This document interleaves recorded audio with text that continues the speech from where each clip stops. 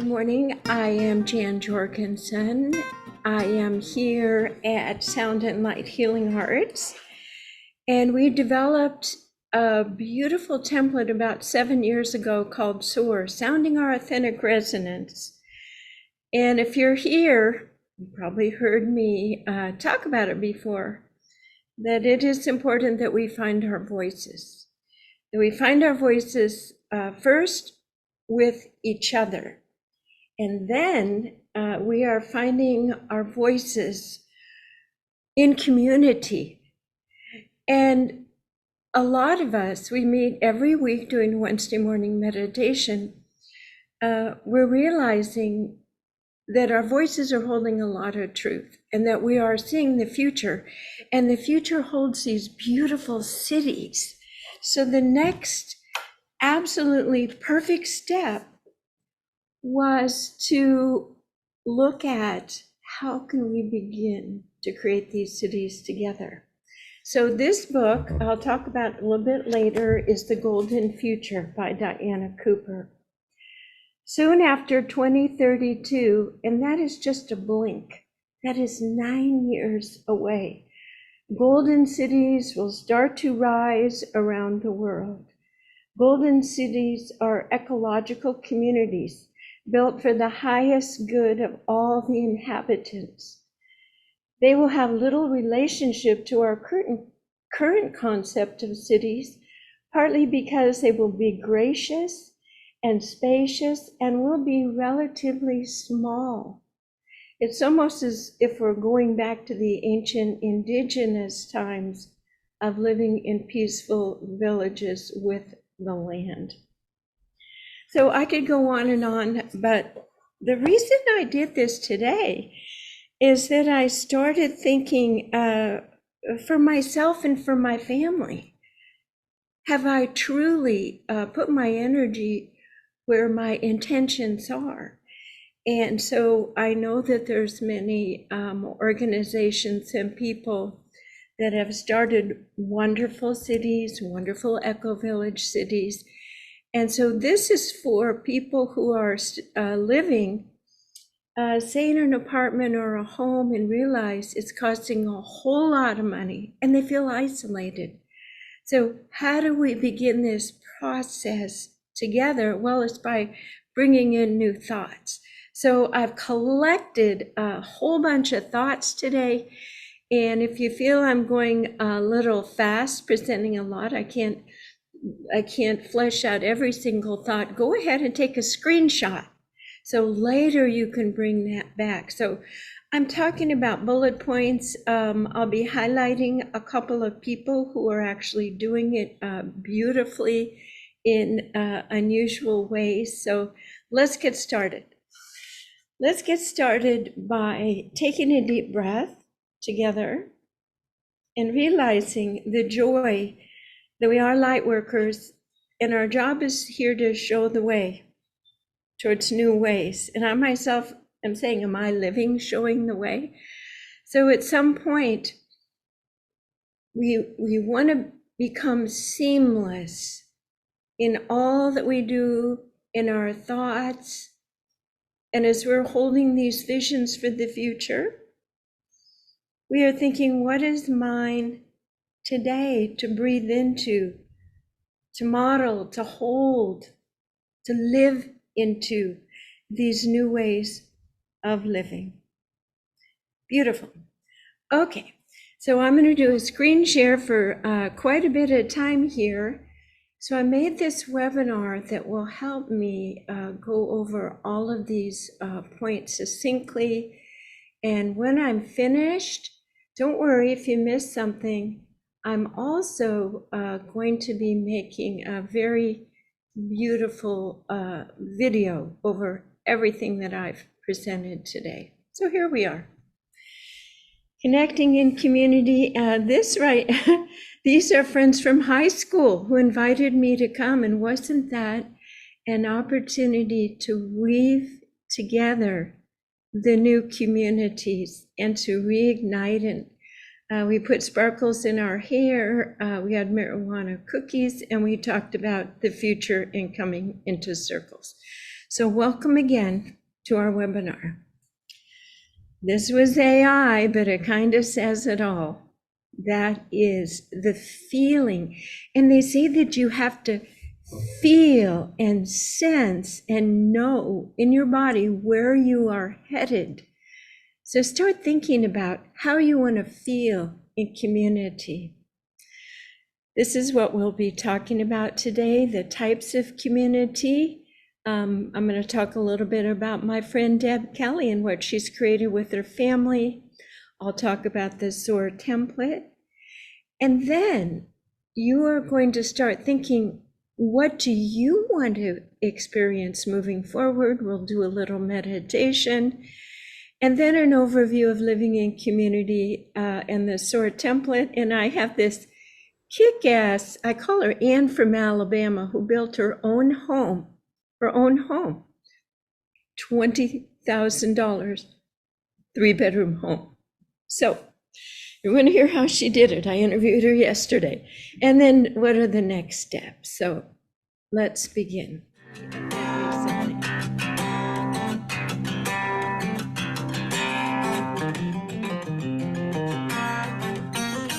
Yeah, what does community mean to you, Magdalene?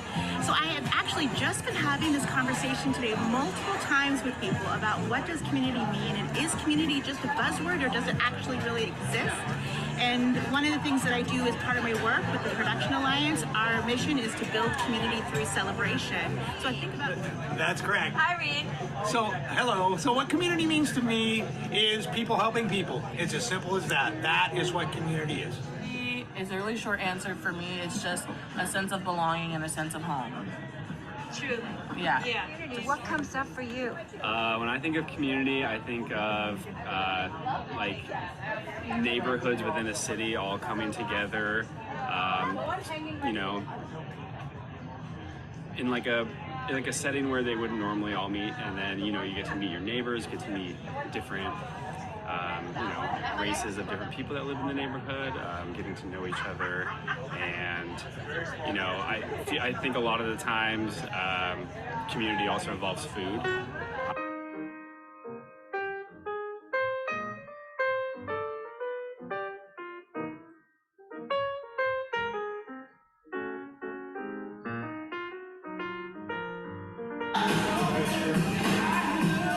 I see that you've started this fine group of women in initiative to pull resources. When I say community, what does that bring up for you? So community to me means everybody working together for the common cause and the common good. I have been... Is just making sure that everyone has access to as much that they're able to go out and experience nature and be able to travel and be able to see the world as it is and everything. I love that. Yeah. It is what I'm about, and I like to have it happen. So he engineered this camper van. There's a lot of people with houses on the road now, and that fits the SOAR model of having a cement pad for amazing people on the road, and to spread the word that we're going to have a place for people to come and land for food and great brotherhood and systems in all different forms. And they have an urban sketching group. Cole, one more question. Tell me about that. So locally we have Urban Sketchers is a global community, but we have one local here in Port Townsend, the Port Townsend Urban Sketchers, and here are two gypsies, and this one has a vintage trailer, and this one, her Sur la Mer, De la Mer. Nicole de la Mer. And we're gypsies looking for a better world. We all met, but I feel like we're soul sisters. And over here, this beautiful being, she's a pet groomer, and she's seen the van on Facebook. Yes. And so she's here looking at the van.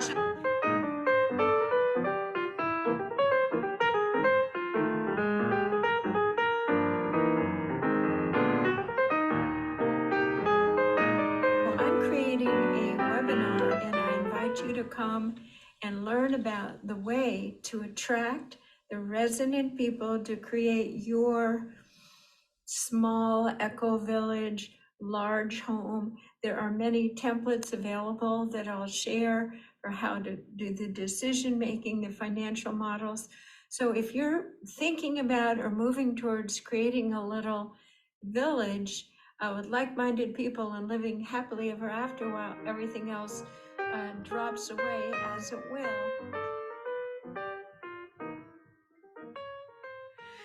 Oh, I just enjoyed meeting all those people. And I hope it gave you a smile too, and got you thinking. What are the benefits of community, support, and safety? We don't know what the world is going to be like moving forward. Connection and belonging, core. One person said influence. In other words, you have support for good habits. You don't fall so easily into your bad habits if you're seeing someone all the time and helping you stay on the horse of good choices.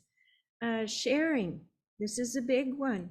People can't really imagine how they can create something all on their own, but there are models where you can buy in fairly reasonably. Learning, this is part of the SOAR model. You bring experts, masters in from other communities and sit around the fire, the table, and share. Acceptance, learning to accept people as they are. It's a very human condition, living together. And of course, more connections, more chances for success. Actually, there is a certain number for each community for the highest level of getting along.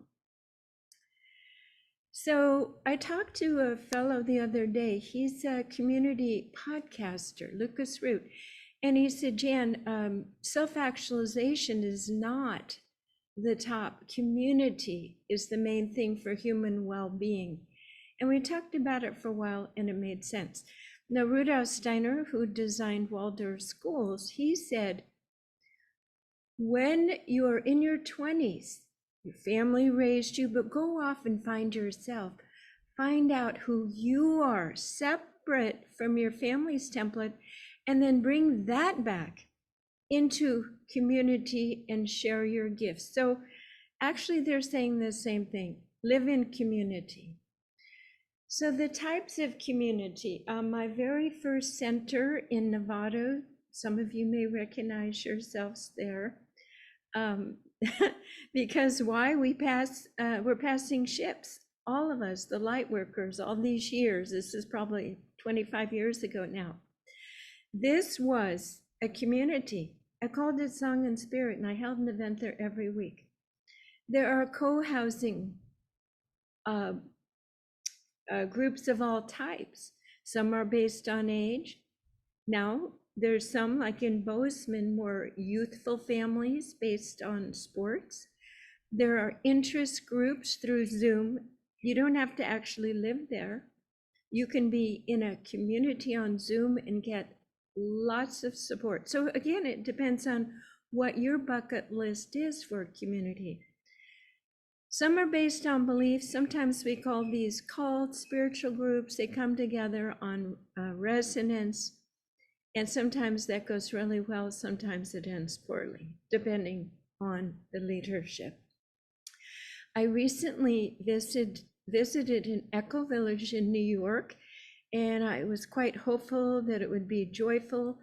And I found that it was beautiful. It was 3 different neighborhoods within the same community, but there was a lot of control issues by the older people, and that the main thing was keeping low energy costs. And that was such a deep focus. It just seemed to override everything else.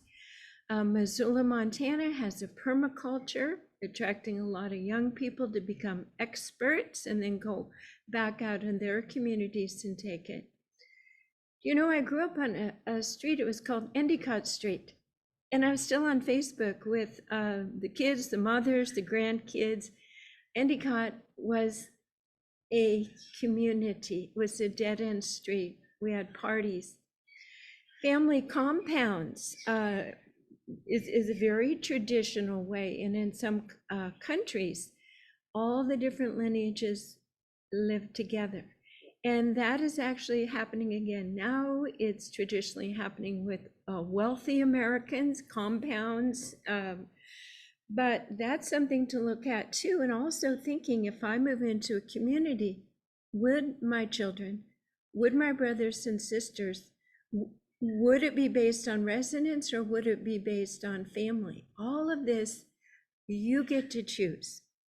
There's spirituality circles defined. Some I've been reading, large high rises, 9 apartments will form a community. And it doesn't just mean living in vicinity. It means meeting, having meals together, sharing protection, neighborhood watch groups, picking up groceries. It's interdependent living. So then what I always picture, what I love is small villages filled with pods and yurts with empty places for visitors. And of course, then there's food growing, people who want to grow food. And on Vashon Island, there's many little pods there of people cooperatively growing food, selling it, shares, and then there's CSAs where they provide people a monthly box of groceries. So I just think it's amazing how these two had never met, and look at that instant. I mean, they would love being in a Queen's Caravan together or living next to each other. So I've worked with Carol and Corey a lot, who sees the cities of light in the future, the very same that Diana Cooper sees the golden future. Our old ways of economy will become morally unacceptable by 2032. So we're forming these hubs, and what I think is that our ideation and visions are moving us into these cooperative communities as the vibrations are accelerating on the plan, and every single realm of the galactic universal intention is for this to occur on Earth with or without humans. And I say that because we are at choice to create this bridge to the new communities. And to be honest with you, that's why I'm doing this webinar, to remind us that this is one of the roles that we imagine that we would take. So again, all types of communities. A store can be a community. Down here at Berryville, in Shasta, everybody meets there. Over in the lower left, that's the Mary Magdalene community in right there in Rennes-le-Château in the Templar's Garden. I was guested with my tour. And up on the top is a community singing in Fairfax. So communities can be formed within 10 minutes, within a year, within an event, within a neighborhood. So this woman has extraordinarily created community in her property in Truckee. And so she and her family, you can see the pond below, a swimming pond, but they have housing on their property, and she lives in a very cool little place that I believe her kids, grandkids all helped her create. I have visited and filmed. They have a chicken coop, provides fresh eggs, geodesic dome with unbelievable fresh vegetables. When I visit, I always leave with a basket of the most vibrant vegetables that her daughter Erin is in charge of the dome. So they live there happily, and this matriarch, Deb, she has written Life Ingredients, which is a national program for children becoming emotionally resilient. So I think a lot of what she's drawn from is living there so successfully in her family compound. So what is calling you to community? Go ahead and write that in the chat if you'd like to, so other people can see what your intentions are. And just right away, I'm going to keep going here and I'll be checking all of that out later. Okay. So what is calling you to community is upcoming changes, maybe food supply changes, financial picture changing, it's more economical, wanting to come out of isolation, wanting to live sustainably, tired of doing it all by yourself, wanting fresh food that you grow or someone else near you grows it. You want to feel the sense of belonging. You want to live richly with like-minded people. You want that extended family feeling, like someone has got your back, like the way I felt when Hillary Brumley pre-chose the best camping site in southern Montana for me. And I got there and she met me in the morning with a latte in my little red wagon. And I said, I'd give anything to go back to last evening and dance around the fire with you and sing. So that's my image right there. If for any reason, yeah, go ahead. Yeah, write in the chat. Good. Okay. So SOAR is the feminine way to connect, and that's gender neutral.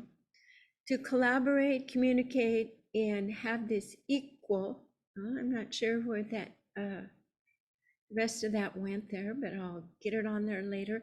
Hey, Susan Davis made that beautiful, she's on the call, and she made that beautiful SOAR emblem for me, which I love, and it exemplifies how when we circle over each other, our villages, our homes, our Zooms, we cross-pollinate, we strengthen each other, we come out of isolation and share resources. So I made a little video. Actually, the playlist has like 10 videos. I've been doing it for a long time, talking about the SOAR template, but this one will give you the idea of the bones of the template.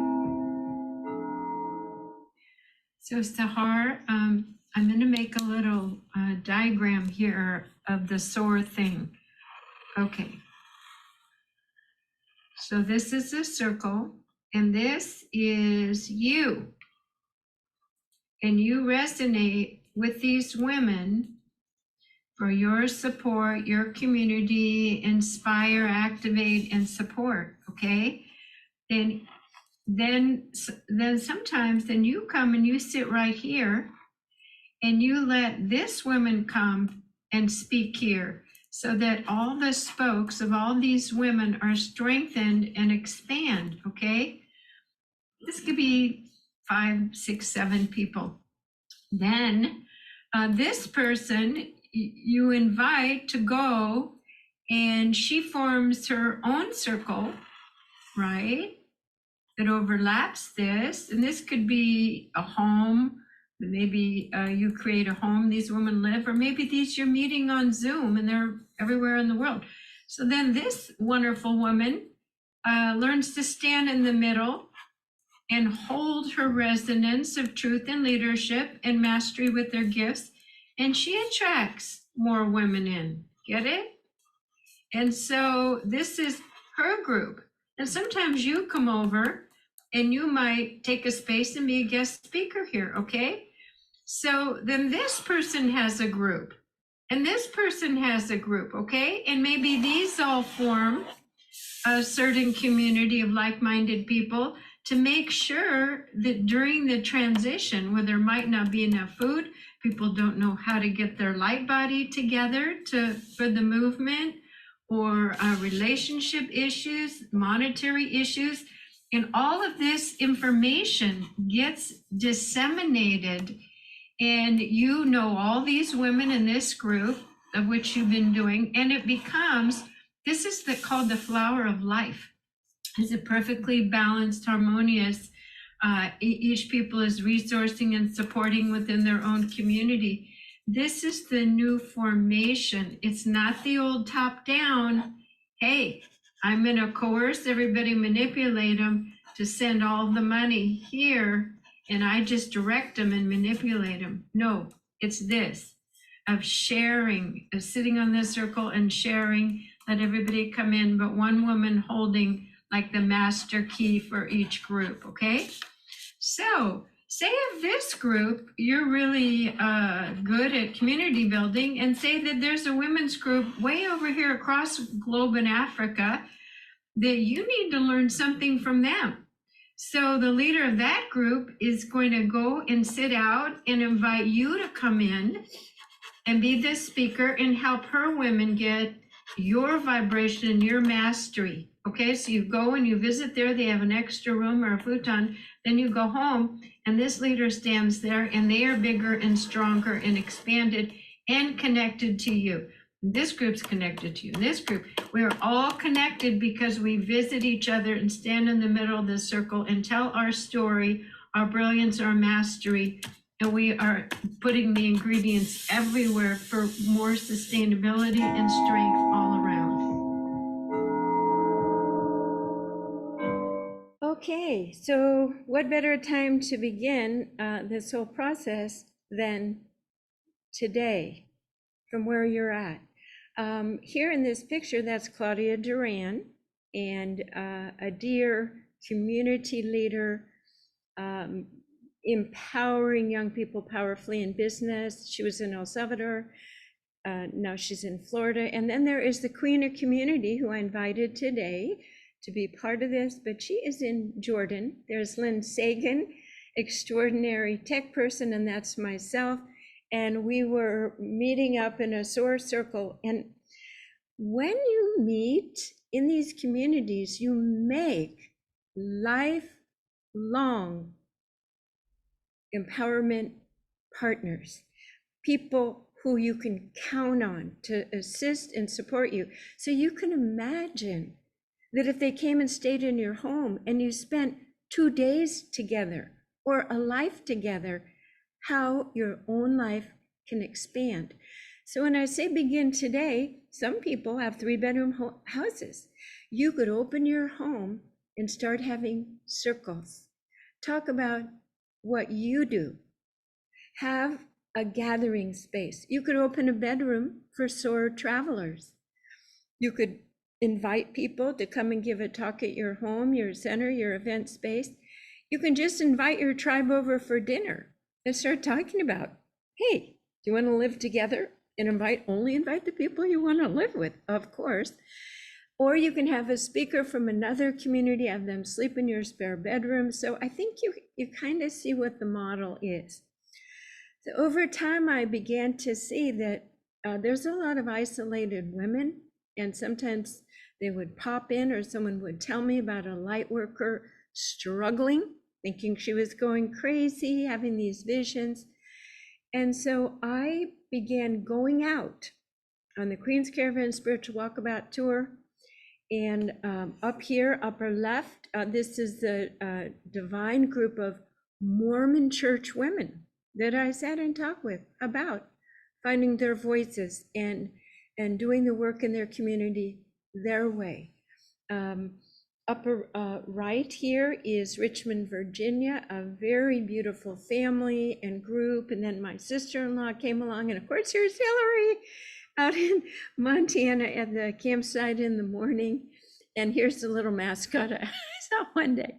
So going out, I began to think, well, if I could find the strongest woman in the community who wants to create circles and get her going, that could be a SOAR circle in that community. So that's what all that is about. But doesn't even have to be in America. How many people are going to Portugal? You can buy a whole city in Italy. You can buy a castle in France. Of course, there's permit issues and you have to get visas and lots of other things. But think about this. This is Edgar Cayce, decades ago. Look at this map. I know it's not very clear, but you can kind of see that when the earth is settled in the new divine order, quite a bit of California in these places may not exist. Now, I understand because of all the light workers work and has stabilized, and it's not going to rock and roll and shake off humans quite as deeply.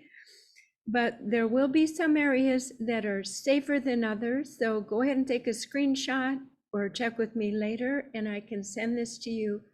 But that is something to think about and to meditate on, of where would be the best and safest place.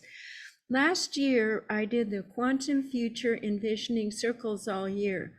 And that was part of it, of saying, where does my body want to be in 2032, in 3032? I mean, we went 5, 10, 50, 20 years. So I hope you're starting to realize that your intention is at the core of all of this.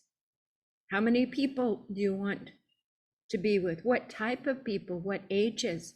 What areas? For me, weather, not too cold and not too hot, and definitely not a lot of mold. That's very important for me. Then the cost points. And believe me, what I'm seeing, there's a big piece of property now in Washington that a gentleman has purchased, where he's going to allow people to homestead on it for $30 a month. Bring whatever you want to live on your spot there. So this is a matter of piquing your interest, getting it going like a golden spiral, and keep digging and spiraling, and you will find the right thing for you. Off-grid or on-grid is a very big thing, because the rules are so tricky. If there are codes that require permits, the big thing is you can probably build anything until the neighbors complain. But I've seen such heartache of people building, for instance, Tara's horse sanctuary. The neighbors complained. All those years she built it up, it was so positive, she had to shut it down. So the first thing you're going to ask is, what is the zoning? Can I build off-grid, or is there ability to bring in electricity and water here, and what is the cost? So all of those things will be on your list when you get a little further down the road. You don't have to think about that right now. You think about what is on your list. Another thing is, do you want to live in community or just be part of a community in some interesting way? For instance, there is a community up the Ananda Center, has a beautiful community. They have their own school, they have food up in the Nevada City area, and I love to visit it. And I've rented units there and brought in tours of women, but I don't want to live there. So think about that. Do you want to live right next to a community and avail yourselves of the music and beauty, but still be a solo being and not be part of that community meeting to decide everything? And believe me, there are decision-making models, but it can be tedious.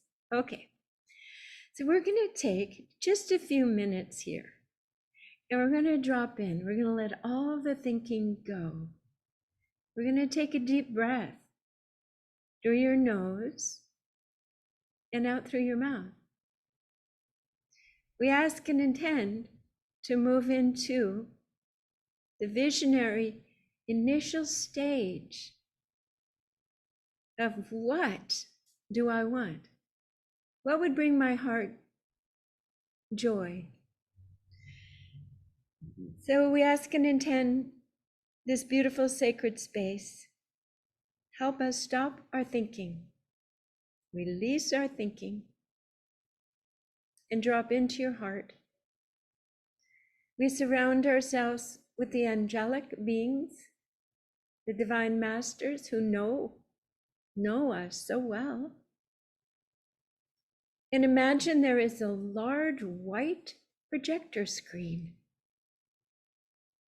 a big screen, and just wait and begin to allow the images to waft in.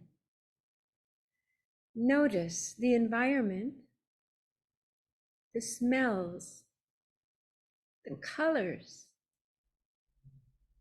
the terrain, the landscape.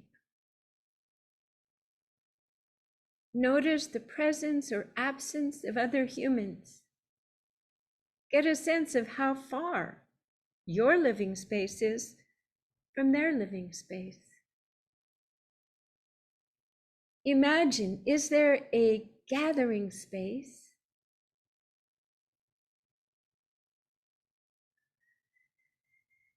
And what the agreements could be.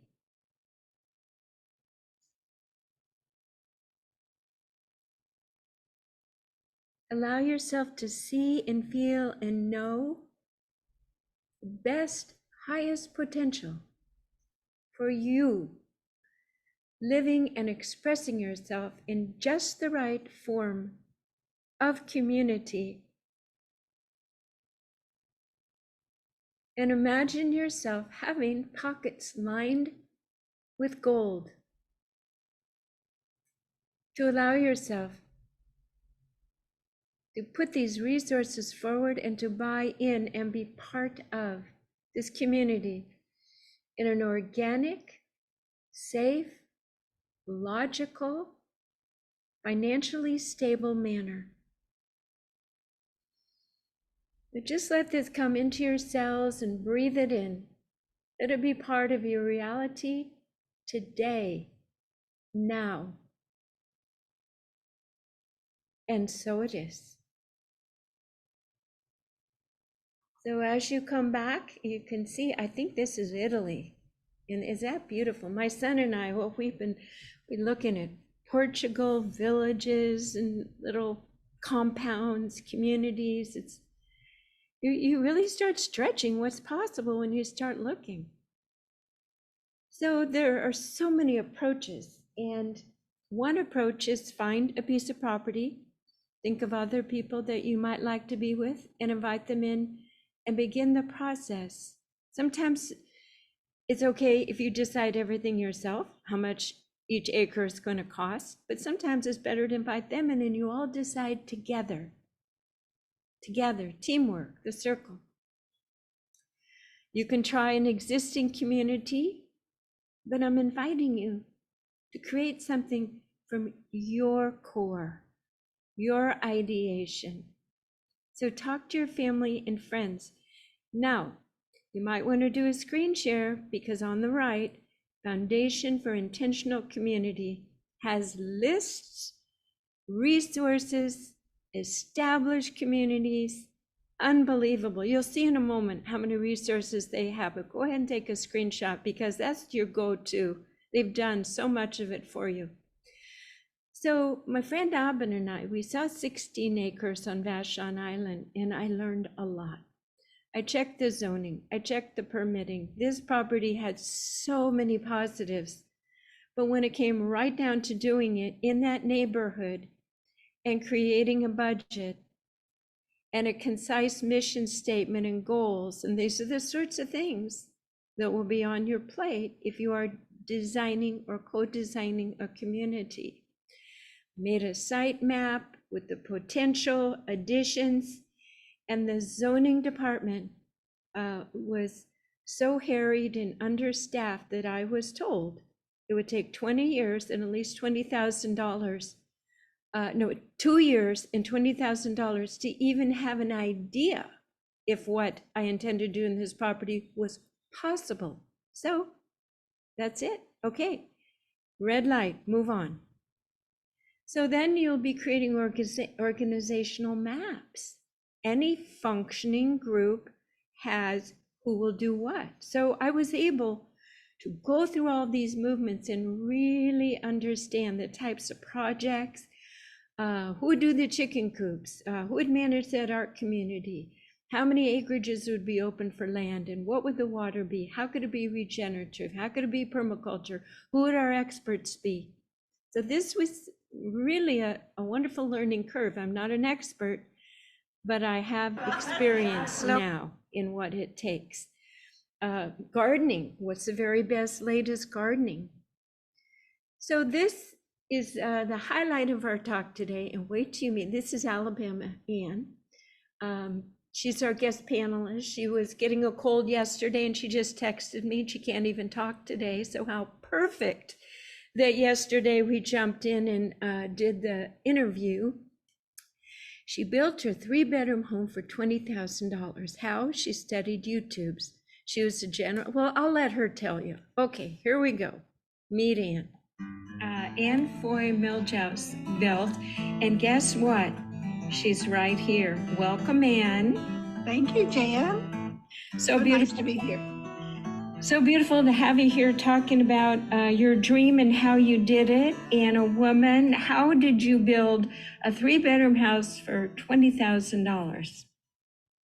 Well, I found a piece of land that did not have hardly any restrictions.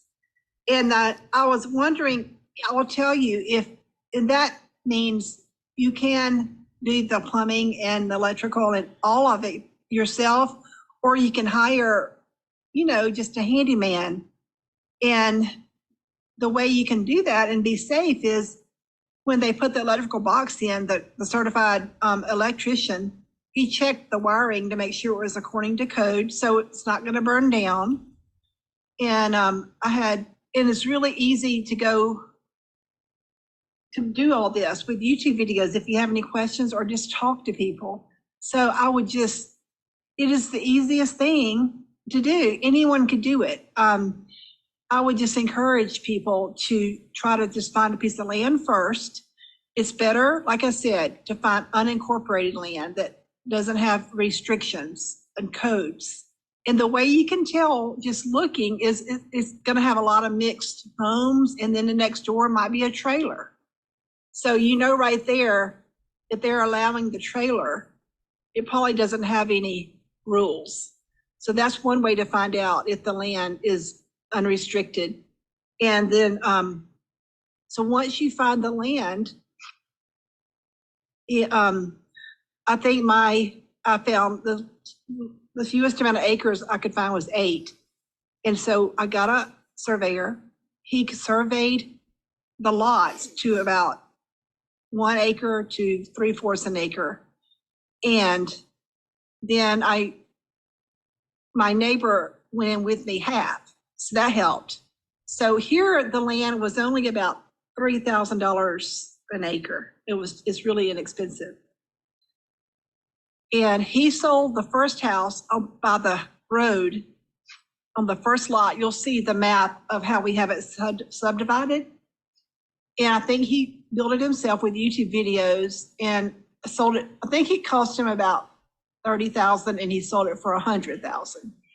Then he took that money and he took another lot and is living there. And he sold me 3 lots. My son built a house on one. So I'm just saying, I'm telling you the prices because it's not only is it doable, but also it's a good investment. You will get your money out of it, even if it's homemade, like not even built by a professional, you will still get your money out. So it's a great investment. And you don't have to have the money up front. You just have enough to buy the land, maybe $10,000 or $5,000. If you have someone it's hard to find 1 acre. If you can have someone to split the land with you, then when you have the surveyor come out, then you divide it up legally and half of it becomes yours, half of it becomes your friend's. Then you can just, like if you have $200 in the bank, you start with that. You start building, the framing, or you can just start with 1 little room. If you only have maybe $1,000, you can get an old RV that you pull behind a truck, not that has an engine. Maybe it leaks a little bit, and you can live in that. It has a full kitchen, bathroom, everything. You can live in that while you're building your house, if it's going to take a while. So you can get those for 1,000 or 2,000 old ones. You just have it delivered to your land, and you can live there. So that $1,000 or $2,000 mortgage, rent you're paying on your apartment, you could take that every week, every month, and you can put that in your house. So it's really doable, even if you don't have much money saved. This is so inspiring, Ann, and you just said it exactly the way people need to hear it. To own their land, create their own experience. So you took this property and you divided it up, and ideally you'd want to have a community there. Is that part of it? Your son is there. You want to have other people you like, get along with. My son ended up selling the house, so there's still enough land for others to come build here. But I couldn't find anyone interested in that would want to live in a community. So for 2 years, there was no one interested. So I just sold that house, or my son sold it. So, but there's still plenty of other places to build here, if anyone wants to come build here. So. Well, you're a woman with a dream. And I think sometimes maybe it won't be someone in your own geographical area. It'll be someone else who you resonate with, you get along with. Who knows, maybe someone watching this video. You are exemplifying exactly what I'm talking about. Feeling your intuition, using the bank, other people's money, and using your gifts to create what you want and magnetize in. Congratulations. Thank you. How does this tie in? I know we've studied a lot the same with the same spiritual teacher. And how does this tie in with your feelings about spirituality or what's coming and how you're preparing yourself? The way it fits in is, well, there's belief systems that I've had to, I've come up against. One was, I was surprised that I found that was in my body about, in the South, there's a belief system that says you as a single woman, you can't make it on your own. And so when I found that, you know, it was, I had to release that. And then, because they will trip you up. So then I found some other fears, you know, that, you know, you're a failure or whatever, that I'd learned from living here 60 years. So I had to release that. And so what happens, I've noticed, is with Caroline's creative formula, she tells you each step will bring up the blocks. Like, you can't articulate what you want to create. Well, that's a block there. The next one, do I really believe? So that would be great to work through the creative formula with your creating a home. And so I manifested some things that were a match to my blocks. So the builders at first, they have these tricks I had to learn. They will tell you they're finished, but then they really won't be finished, and they want their whole payment early. And you have enough to, you know, confidence to say, no, I'm not paying you till it's all finished, because they say they'll come back tomorrow and finish. They won't ever come back. So those little things I've had to learn. They think because you're a woman, I mean, they don't do it to my neighbor as much, but they think because you're a woman, they can trick you like that. And that you won't have the confidence to say, no, I'm not paying you till it's all finished. So if you can be aware of some ways that there's some attitudes about women and that the builders have toward you. And if you don't carry a match to that, it won't affect you as much. That makes sense. Beautiful. Yeah.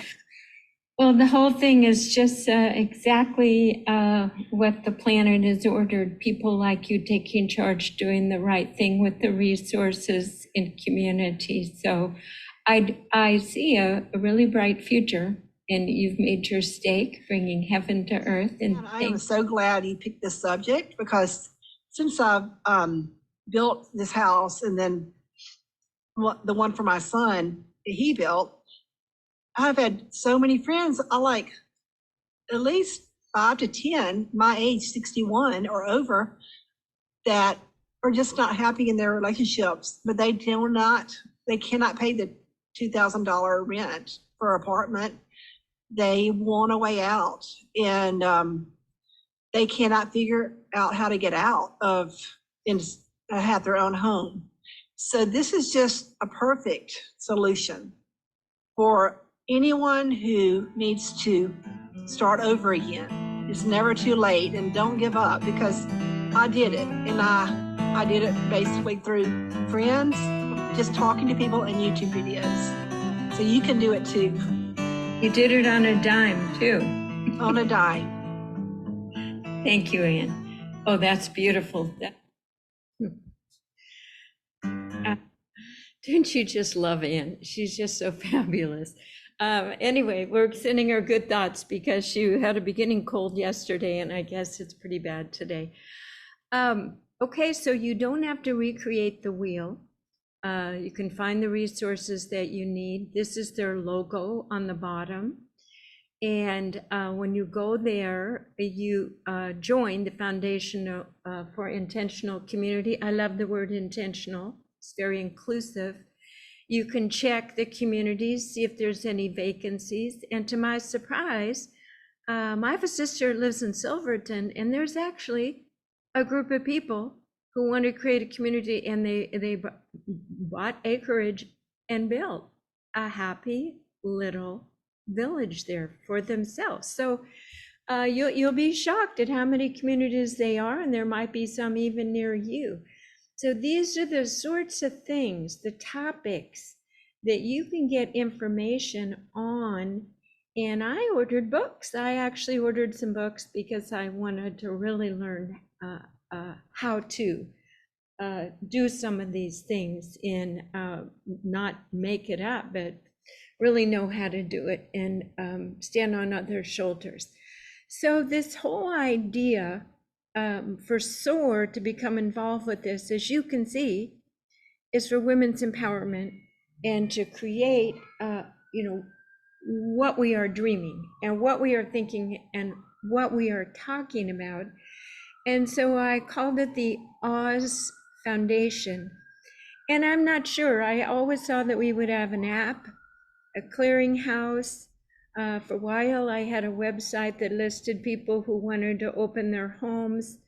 So is beginning the groundwork, the framework for it.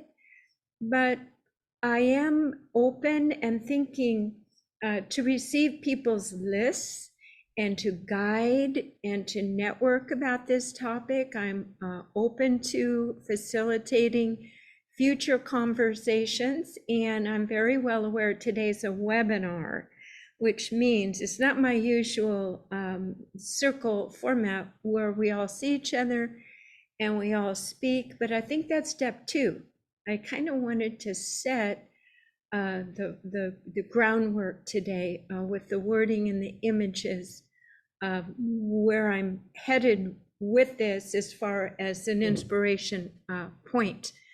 So, and I also myself am looking at property and thinking about helping facilitate properties, because we live in these homes, these apartments, whatever, and it's just, we're on these long, arduous journeys and we forget.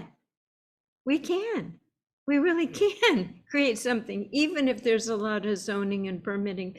There's a lot of land. I just drove across the complete United States, and there is a lot of land there between you and the shores, the edges of the United States. And we talked about going to Europe as well.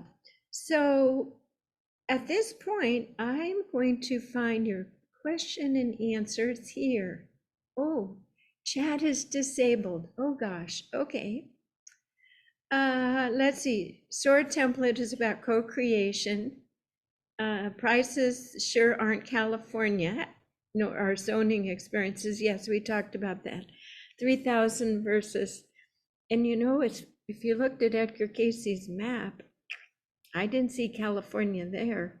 Anyway, that's why we use our intuition and our meditation. And I've learned that if you imagine yourself in the future, you'll be able to see where is the best, safest place for you? I'm not a cataclysmic doomsday person, but I do know. I mean, look at the changes.